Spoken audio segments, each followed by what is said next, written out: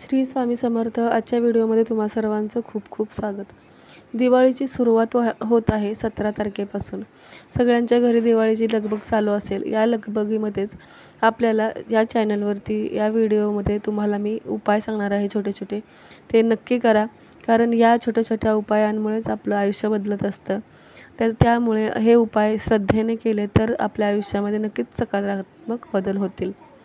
तर रमा एकादशी आणि वसुबारस हे दोन उत्सव म्हणजे दोन जे मुहूर्त आहेत ते एकाच दिवशी आलेले आहेत. त्यामुळे 17 ऑक्टोबरचं महत्त्व खूप वाढलेलं आहे आणि या दिवशी कोणते उपाय करायचे आहेत ते मी तुम्हाला या व्हिडिओमध्ये सांगणार आहे. तर व्हिडिओ शेवटपर्यंत नक्की बघा आणि जे मी तुम्हाला उपाय सांगते ते श्रद्धेने नक्की करा. पहिला उपाय तुम्हाला करायचा आहे वसुबारसचा करायचा आहे. वसुबारसच्या दिवशी आपण गायीची पूजा करतो आणि गायीमध्ये 33 कोटी देव असतात हे तर आपल्याला माहीतच आहे.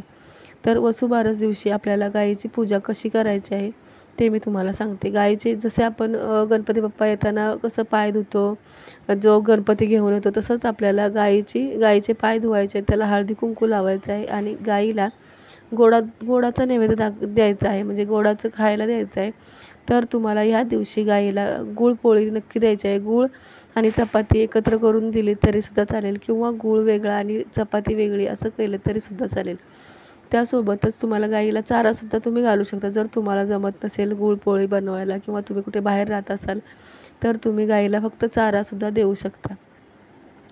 त्यानंतर तुम्हाला जर ते सुद्धा नसेल जमत किंवा एखाद्याला येणारा असेल किंवा शहरात राहणारी जी लोकं आहेत तर त्यांना जमत नाही की आपल्याला गाय भेटत नाही, त्या मुहूर्तावर नेमकंच आपल्याला कोणतं ना कोणतं काम येतं, तर त्या वेळी आपल्याला काय करायचं आहे, घरामध्ये या दिवशी तुम्ही कामधेनूची स्थापना करू शकता. छोटीशी गाय वासरूची मूर्ती तुम्ही घरामध्ये आणू शकता आणि त्याची स्थापना करू शकता. हा दिवस खूप शुभ आहे, त्यामुळे तुम्ही हे सुद्धा करू शकता. आणि त्या गाईला तुम्ही एक पिठाचा गोळा आणि गुळाचा खडा असा नैवेद्य दाखवू शकता.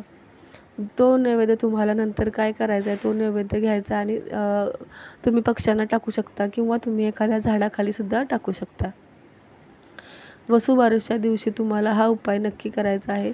त्यामुळे तुमचे घर संततीने भरून जाणार आहे. तुमच्या घरामध्ये सुखशांती येणार आहे. हा उपाय श्रद्धेने नक्की करा. रमा एकादशी म्हणजे या दिवशी विष्णू लक्ष्मीची पूजा केली जाते.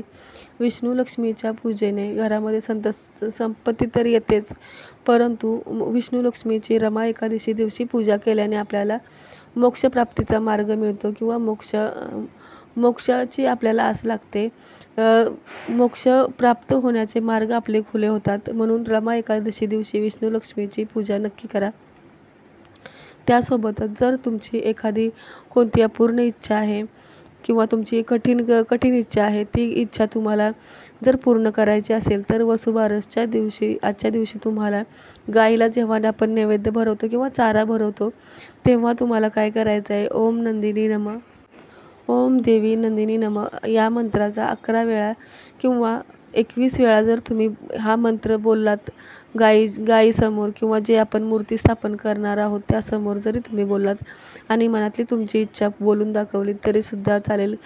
जेव्हा आपण गाईला जर तुम्ही गाय असेल आणि गाईला तुम्ही चारा भरवताना जर तुमच्या मनातली कोणती इच्छा आहे तर ती तुम्ही गाईला बोलू शकता की हे गौमाते, माझी ही इच्छा पूर्ण कर, आणि गाईला चारा भरवायचा आहे. त्यानंतर याच दिवशी रमा एकादशी असल्यामुळे तुमच्या मनातली इच्छा पूर्ण करण्यासाठी मी तुम्हाला अजून एक उपाय सांगणार आहे. तो म्हणजे त्याच्यासाठी तुम्हाला काय लागणार आहे, तर एक पांढरा कागद घ्यायचा आहे. त्या कागदावरती तुम्हाला हळद ओली करून थोडीशी हळद ओली करायची आहे आणि त्या ओल्या हळदीने तुम्हाला हाताच्या बोटाने तुम्हाला ओम लिहायचं आहे. ओम लिहिल्यानंतर त्याच्या खाली तुम्हाला मधाच्या बोटाने क्लीम लिहायचं आहे. हे लिहिल्यानंतर तुम्हाला त्याकडे बघत तुम्हाला तुमच्या मनातल्या कितीही इच्छा असू दे त्या इच्छा तुम्हाला बोलायच्या आहेत. जसं की प्रेझेंट टेन्समध्ये त्या इच्छा माझ्या पूर्ण झालेल्या आहेत असं बोलायचं आहे आणि तो कागद फोल्ड करायचा आहे. फोल्ड केल्यानंतर तो कागद तुम्हाला एखाद्या घरामध्ये जर झाड असेल तर घरातल्या झाडाच्या मातीमध्ये दाबून टाकायचा आहे, किंवा तुम्ही एखाद्या झाडाखाली जाऊन बाहेरसुद्धा जर तुम्ही गावी राहत असाल तर कोणत्याही मातीमध्ये तुम्ही तो दाबून टाकू शकता, किंवा जर तुमच्याकडे पाण्यामध्ये वाहत्या पाण्यामध्ये सोडण्याची सोय असेल तर तुम्ही ते सुद्धा करू शकता. जसे तुमच्या जवळपासची परिस्थिती असेल त्याप्रमाणे तुम्ही तुमच्या इच्छेने करू शकता, कारण हे जे उपाय आहेत ते फक्त श्रद्धेने करण्याची गरज आहे. श्रद्धेने जर तुम्ही हे उपाय केले तर नक्कीच त्याचा तुम्हाला लाभ होईल. आजच्या दिवशी तुम्हाला एक छोटंसं दान करायचं आहे, ते म्हणजे खडीसाखरेचं किंवा साखरेचं दान तुम्ही एखाद्या मंदिरामध्ये करू शकता, किंवा तुमच्या आसपासच्या लोकांना सुद्धा तुम्ही प्रसाद म्हणून खडीसाखर किंवा साखर देऊ शकता.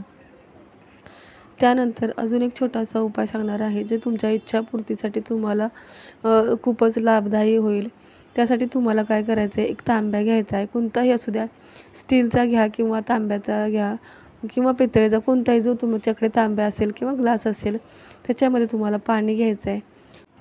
पाण्यामध्ये तुम्हाला थोडंसं गंगाजल असेल तर गंगाजल टाका, किंवा नसेल तर थोडंसं गोमूत्र तुम्हाला त्याच्यामध्ये एक टिपका टाकायचा आहे, किंवा जे तुमच्या घरामध्ये जर गुलाबजल असेल ते सुद्धा तुम्ही टाकू शकता त्याच्यामध्ये.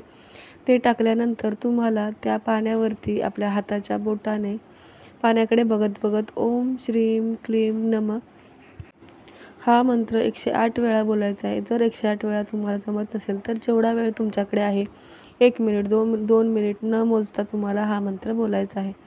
हा मंत्र बोलून झाल्यानंतर तुमच्या हाताच्या एका बोटाने, कोणत्याही बोटाने तुम्हाला त्या ह्याच्यावरती पाण्यावरती ओम श्रीम क्लीम नमः हा मंत्र, जो मी मंत्र तुम्हाला स्क्रीनवर देत आहे तो मंत्र तुम्ही पहिलं ओम लिहायचं, नंतर ओम श्रीम नंतर क्लीम असं त्या पाण्यावरती तुम्हाला तो मंत्र लिहायचा आहे, आणि ते पाणी तुम्हाला तुमच्या घरामध्ये शिंपडायचं आहे. या पाण्यामुळे तुमच्या घरातली नकारात्मकता निघून जाईल.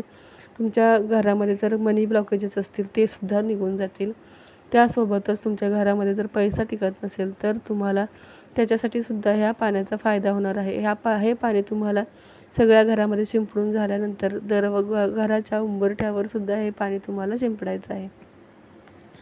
तर हे होते आपले छोटे छोटे 2-3 उपाय. त्यासोबतच आजच्या दिवशी तुम्हाला तुळशीजवळ दिवा लावायचा आहे. तुपाचा दिवा लावला तर अतिउत्तम, पण जर तुपाचा दिवा तुम्ही लावू शकत नसाल तर जे तेल तुम्ही देवाऱ्यामध्ये आपल्या मंदिरात लावता, मंदिरात ज्या तेलाचा दिवा लावता तोच तेलाचा दिवा तुम्हाला तुळशीजवळ लावायचा आहे.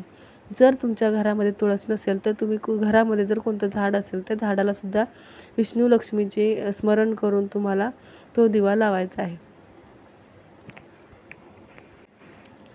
या चॅनलवरती मी तुम्हाला असे सोपे आणि छोटे छोटे उपाय सांगत असते, ज्यामुळे तुमच्या घरामध्ये सुखशांती, समृद्धी आणि समाधान नांदेल. त्यासोबतच तुमच्या आयुष्यामध्ये सकारात्मक बदल घडतील. तर या व्हिडिओला